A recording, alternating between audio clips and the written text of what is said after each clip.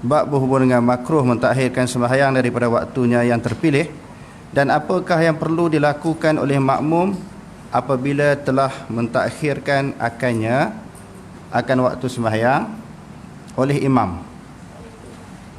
Maka dalam hadis-hadis yang lepas kita telah belajar tentang diperintahkan, digalakkan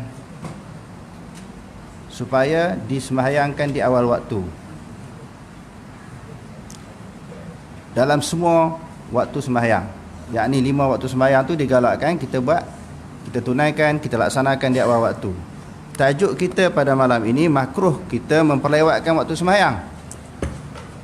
Dan apakah tindakan yang perlu dilakukan oleh seseorang makmum apabila imam mentakhirkan sembahyang?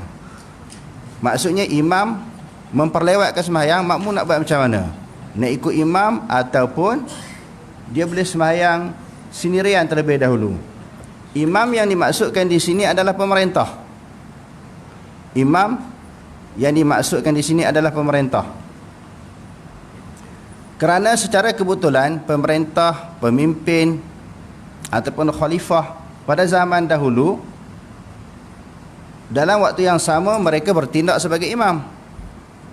Di samping mereka ketua negara, dalam waktu yang sama mereka bertindak sebagai imam. Jadi bagaimana soalan yang telah dikemukakan oleh Rasulullah SAW pada para sahabat, kalau berlaku di suasana keadaan sedemikian rupa, imam yakni pemerintah mentakhirkan sembahyang, kamu nak buat macam mana? Gambaran yang telah dikemukakan dan kebimbangan yang telah dilahirkan oleh Rasulullah SAW berlaku. Ini di antara tanda-tanda kenabian, berlaku di zaman Bani Umayyah. Jadi pemimpin-pemimpin, khalifah-khalifah ketika itu mentakhirkan sembahyang. Jadi dalam hadis yang kita akan baca pada malam ini, apakah tindakan yang perlu dilakukan oleh makmum kalau imam dia sembahyang lambat? Sedangkan hadis-hadis memang memerintahkan kita supaya sembahyang di awal waktu. Okey, terus.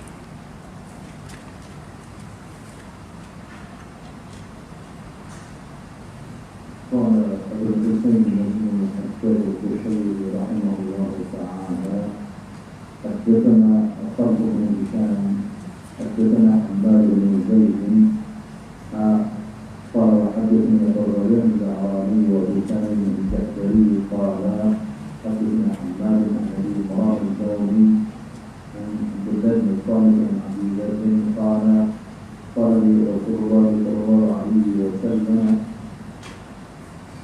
كيف أنت إذا كانت عليك أمراء يؤخرون الصلاة عن وقتها أو يميتون الصلاة عن وقتها؟ قال قلت كما تأمرني؟ قال صل الصلاة بوقتها فإن أدركتها معهم فصل فإنها لك نافلة، ولم يذكر خلفهم عن وقتها. Imam Muslim dengan sanadnya menyebut daripada Abi Dzar, dia kata, telah berkata kepadaku oleh Rasulullah SAW, bagaimana keadaan kamu apabila kamu memiliki pemerintah yang mentakhirkan sembahyang daripada waktunya? Di sini ataupun Abu Dzar menyebut perkataan yuakhiruna salata an waqtiha au yumitunaha. Yumituna salata an waqtiha. Sama ada yuakhiruna ataupun yumituna. Maknanya yumitu juga maknanya mematikan sembahyang. Seolah-olah sembahyang ni tidak ada roh. Ikut senang hati, ikut suka hati nak sembahyang awal waktu ke, di hujung waktu ke, ikut senang hati. Maknanya sembahyang tidak ada roh, tidak ada semangat sembahyang. Tidak menunjukkan sembahyang dalam maksud ataupun arti kata yang sebenarnya. Sembahyang buat cincai lah. Nak sembahyang awal waktu boleh, nak sembahyang akhir waktu pun boleh. Macam mana kalau kita berhadapan dengan pemerintah ataupun imam yang macam tu?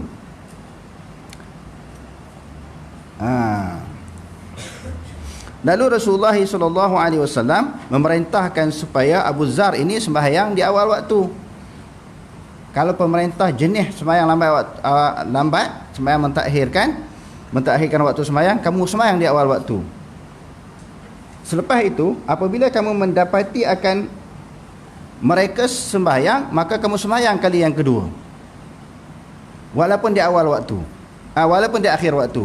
Sembahyang sendirian, munfaridan, di awal waktu sembahyang sendiri seorang-seorang. Selepas itu pula kamu sempat bertemu dengan mereka, menunaikan sembahyang berjemaah di akhir waktu, kamu sembahyang sekali lagi, kerana sembahyang yang kedua itu dianggap sebagai sembahyang sunat. Okey, terus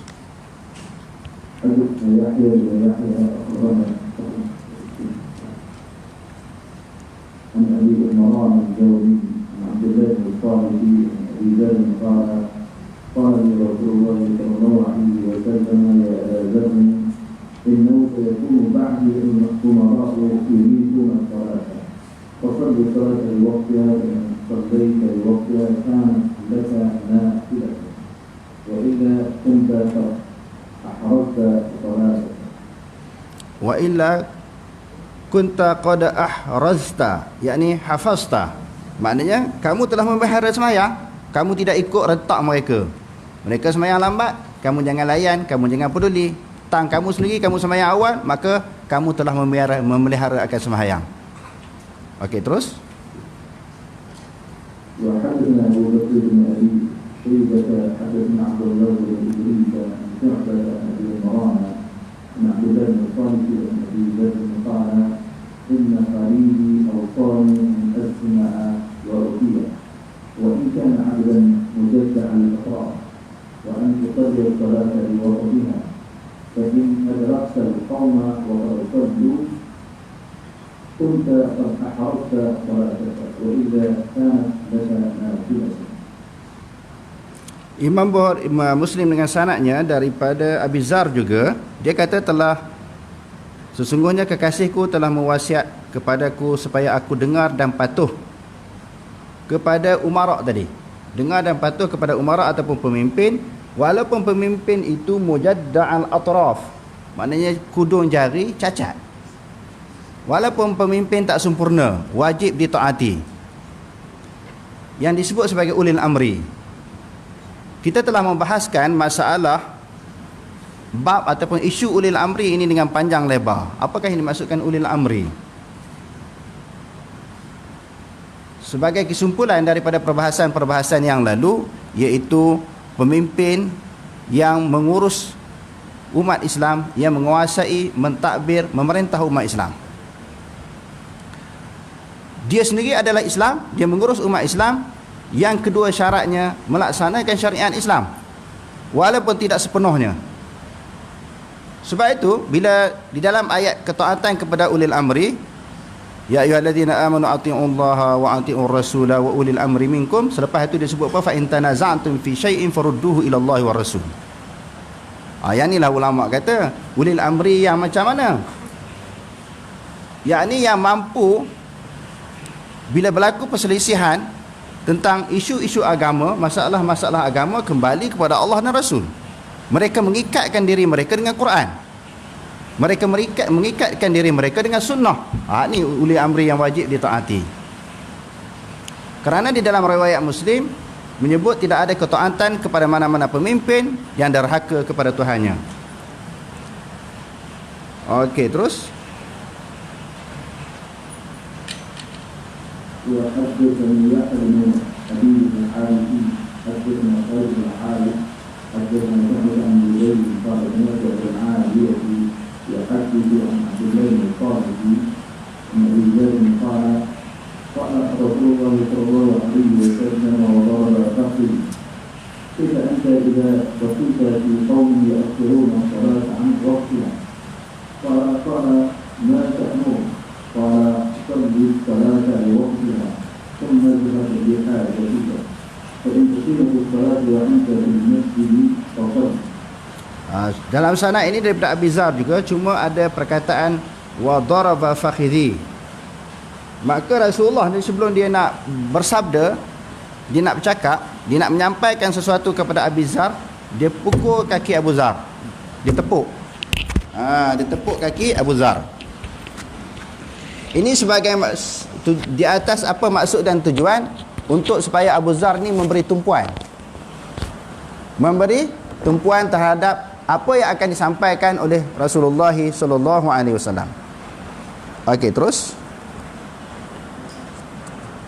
وحدثني زهير بن حرب عن ابن اسماعيل بن ابراهيم عن ايوب عن ابي العالي الضرائي قال اخر ابن زياد الصلاه فجاء عبد الله بن الصامت فالقيت له كرسيا فجلس عليه فذكرت له فنعني زياد فحط على شفته وضرب فاخذه وقال اني سالت ابا ذر كما سالتني فضرب فاخذه كما ضربت فاخذه وقال إني سألت رسول الله صلى الله عليه وسلم وما سألتني فضرب فاخذه كما ضربت فاخذه وقال صل الصلاة لوقتها فإن أدركتك الصلاة معهم فصل ولا تقل إني قد صليت ولا أصلي. Bila yang hadis yang keseterusnya ini pula, janganlah bila kita pergi masjid tengok dia orang sembahyang, yakni pemerintah yang mentakhirkan waktu tadi, kita jawab aku dah sembahyang. Jangan. Walaupun dah sembahyang di rumah, kita sembahyang sekali lagi. Okey, terus. وحدثنا عاصم بن نضر التيمي حدثنا خالد بن عاصم حدثنا جعفر عن ابي نعامه عن عبد الله بن صامت عن ابي ذر قال رسول الله صلى الله عليه وسلم كيف انتم وقال كيف انت اذا لقيت في قوم يؤخرون الصلاه عن وقتها وصل الصلاه لوقتها ثم ان تقيم الصلاه فصل معهم فانها زياده خير. Okey, terus. وحدثني ابو غسان الاسماعيلي حدثنا معاذ وابن هشام حدثني ابي عن مطر بن ابي العارف الجرار قال قلت لعبد الله بن صامت نصلي يوم الجمعه خلف امراء فيؤخرون الصلاه قال فضرب راسي ضربه اوجعتني وقال سالت ابا ذر عن ذلك فضرب راسي وقال سألت رسول الله صلى الله عليه وسلم عن ذلك فقال صلوا الصلاة لوقتها واجعلوا صلاتكم معهم نافلة. قال وقال عبد الله ذكر لي أن نبي الله صلى الله عليه وسلم ضرب فاخذ أبي بكر. Okey, kesimpulannya di antara pengajaran yang dapat diambil daripada hadis-hadis yang kita bacakan tadi, iaitu وفي هذا الحديث الحث على الصلاة أول وقت, maknanya galakkan, yang pertamanya galakkan sembahyang di awal waktu daripada hadis-hadis yang kita bacakan tadi. وفيه أن الإمام إذا أخرها عن أول وقتها يستحب للمأموم أن يصليها في أول الوقت منفردا. Dan yang kedua, apabila mana-mana imam ataupun seseorang imam dia mentakhirkan waktu sembahyang daripada waktunya, digalakkan ataupun disunatkan bagi makmum sembahyang sendirian di awal waktu. Kemudian summa yusalliha ma'al imami fayajma'u fadilatai awalil waqti wal jama'ati. Lalu selepas dia sembahyang secara seorang diri di awal waktu, lalu dia sembahyang kali yang kedua bersama dengan imam. Dalam hadis-hadis tadi sebut apa? Sembahyang yang kedua itu adalah sunat bagi dia, bagi seseorang yang sembahyang, dan dapat memperolehi dua fadilat. Orang yang sembahyang dua kali ini, dia dapat memperolehi dua fadilat. Fadilat yang pertama sembahyang di awal waktu, fadilat yang kedua sembahyang sembahyang secara berjemaah. فلو أراد الاقتصار على إحداهما فهل الأفضل الاقتصار على فعلها منفردا في أول الوقت أم الاقتصار على فعلها جماعة في آخر الوقت؟ فيه خلاف مشهور لأصحابنا. Kalau nak ringkaskan salah satu, tak nak buat dua kali. Nak sembahyang di awal waktu, nak sembahyang seorang diri di awal waktu ke, ataupun secara sembahyang berjemaah bersama dengan imam. Jadi Imam Nawawi kata, bagi mazhab Syafi'i dia ada berlaku perbezaan pendapat daripada kalangan ulama. Wakhtalafu fil rajihi wa qad waddahtuhu fil bab at-tayammumi fi syarh al-muhazzab. Aku dah terang dia kata pada bab tayamum dalam syarah Muhazzab. Wal mukhtaru istihbabul intizari. Dia kata yang paling baiknya disunatkan tunggu imam. Tunggu imam, tetapi tunggu itu sehingga tidaklah dia sembahyang sehingga waktu terlalu lewat. Tetapi hujung-hujung waktu tak boleh tunggu. Kalau lambat sikit-sikit boleh tunggu. Itu salah satu daripada pandangan di dalam mazhab Asy-Syafi'i.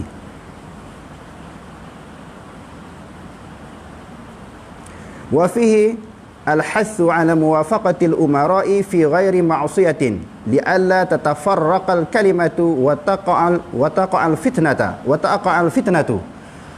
Supaya dia kata kita bermuafakat sealiran dengan imam ataupun pemimpin supaya kalimah Islam ini tidak bercerai ataupun berpecah.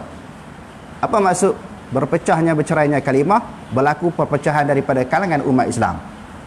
Bila semayang ni berkali-kali, satu kumpulan semayang, lepas tu datang kumpulan lain semayang dengan imam pula, jadi akan berlaku perpecahan daripada kalangan umat Islam. Sebab itu sebahagian daripada pandangan ulama, orang yang masbuk semayang ni maknanya dia datang lambat. Bila dia datang lambat, tak sunat lagi dia buat jemaah kali yang kedua. Ada pandangan macam tu. Kalau tuan-tuan baca di dalam kitab Al-Istizkar, tak sunat.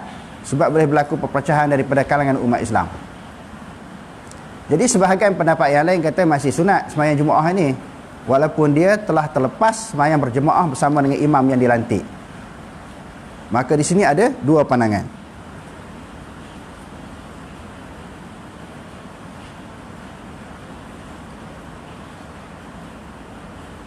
Okey.